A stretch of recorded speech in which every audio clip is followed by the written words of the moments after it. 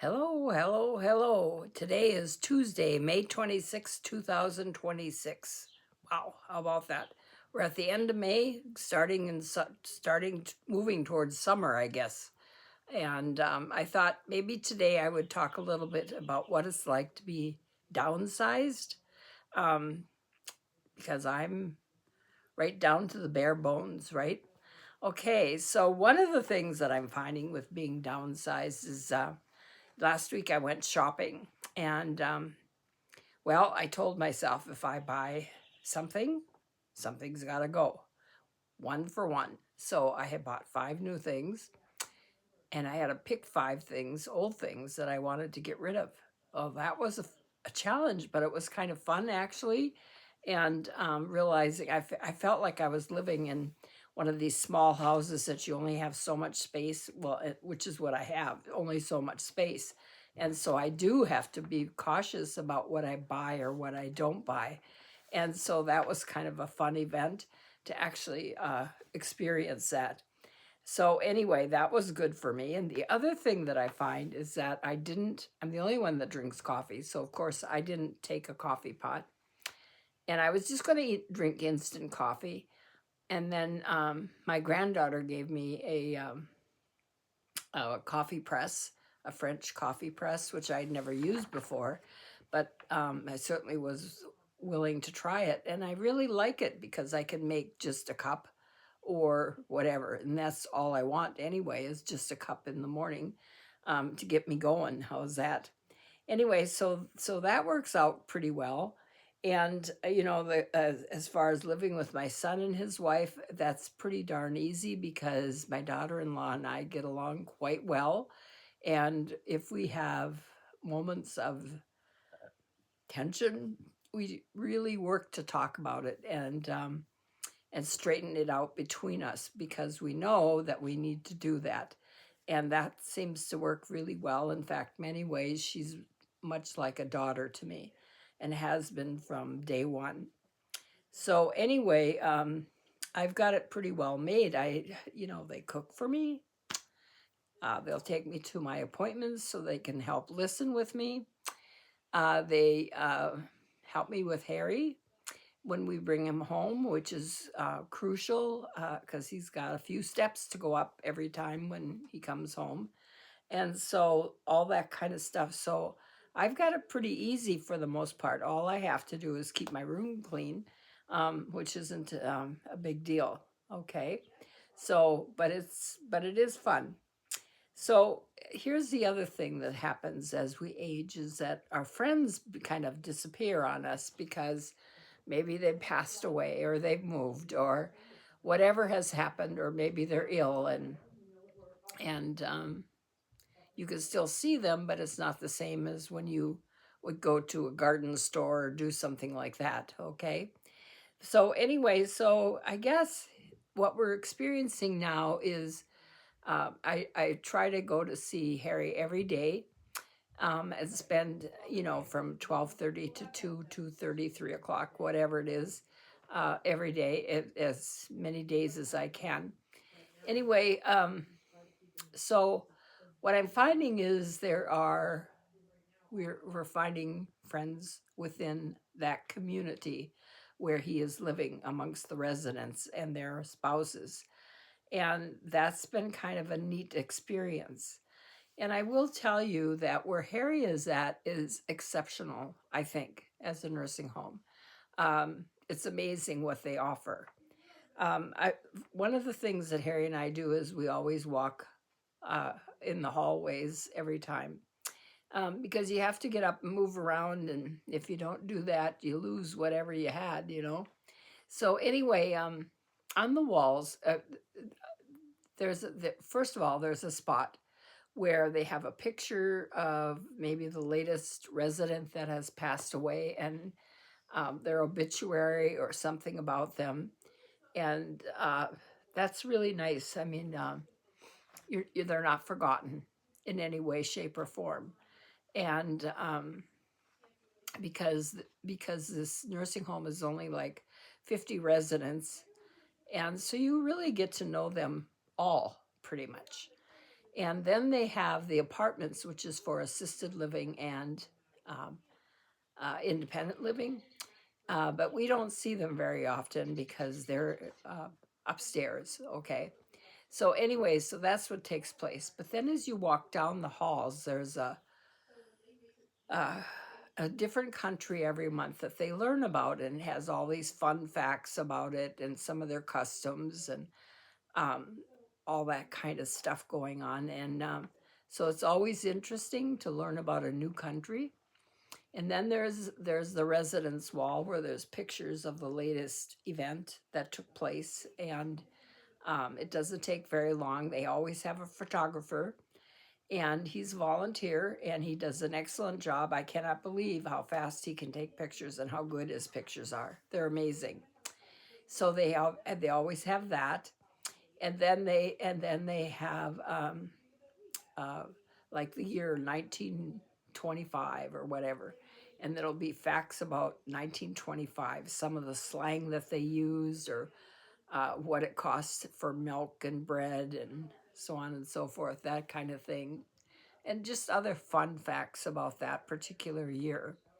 And then as you continue to walk down the hallway, you will see wedding pictures, and you will see photographs of family members and that kind of stuff, because this is the resident's home, and they want them to feel like it's their home.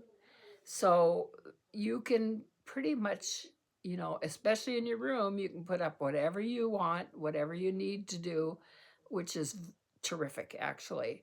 And it does feel very warm and welcoming when you enter that the nursing home, for sure. So that's a really cool deal. And then there's an area that there's some pictures of the staff, and then they've got little fun things that they might like to do, or something about them that you wouldn't know otherwise, so that you kind of get to know the staff also just a little bit more about them. And I guess the other one of the other things that I love is the fact that the nurses have their carts with their meds, et cetera, and all their stuff out in the hallway, outside of the rooms that where they are responsible for those particular residents. And I think that is phenomenal, because if something happens, they are Johnny on the spot. Somebody falls, somebody is having an issue, they're right on top of it. And I think that in itself is very amazing. So I'm just looking at my notes here to see if I've got everything. Um, oh, the other thing that Harry and I do is on the nice days, we spend time in the courtyard, which is beautiful. There's chairs and tables, and there's an awning, and there's a couple of trees in there that are huge, but this one particular tree is like a canopy. It is just stunning. So it's a great place to go. And right now they've got the residents helping plan how to beautify the courtyard and plant and so on and so forth, so that they are involved if they want to be. So I think that's a really cool deal. Um, they have like 4 or 5 events every day that range from bingo, or some type of game, or some kind of knowledge that they're presenting that is of interest at that particular time. They also have dogs that come in. They have movies, of course, and they have, let's see, oh, they're singing, or they're singing. Their music is an amazing thing. They have 3 or 4 of those usually a week, and it could be a piano player that plays a half an hour, or it could be a guitarist, or it could be a husband and wife with a guitar that sing. And it could be, I mean, they're always different, always interesting, and some you like better than others, but it's the music of our generation, and it's terrific. And sometimes it's the newer generation, and that's terrific too. So that's kind of what takes place there. But some of the fun events that they come up with are amazing. Like just recently, we had a talent show.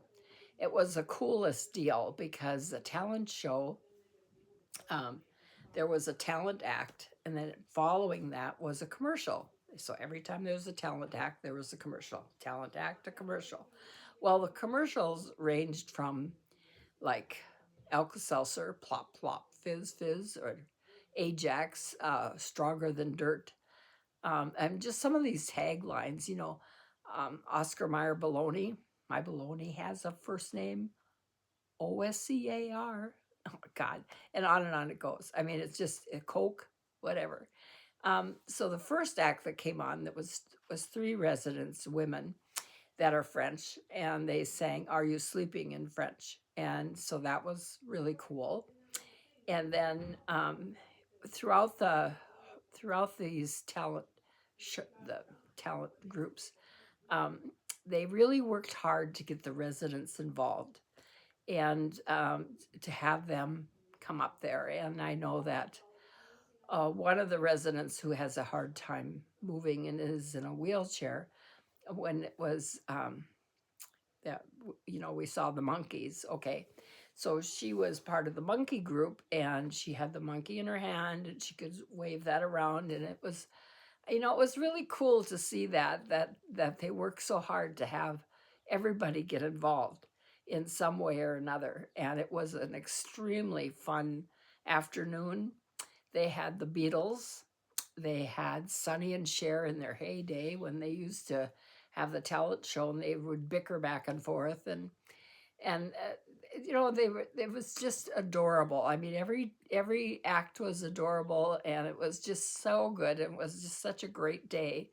And then on Memorial Day, that was an interesting day too. It lasted from 1 till 3. It was like a couple-hour event, which is long, and they talked about how Memorial Day got started in the 1860s after Civil War, and the states really took up with it, remembering the dead on that day.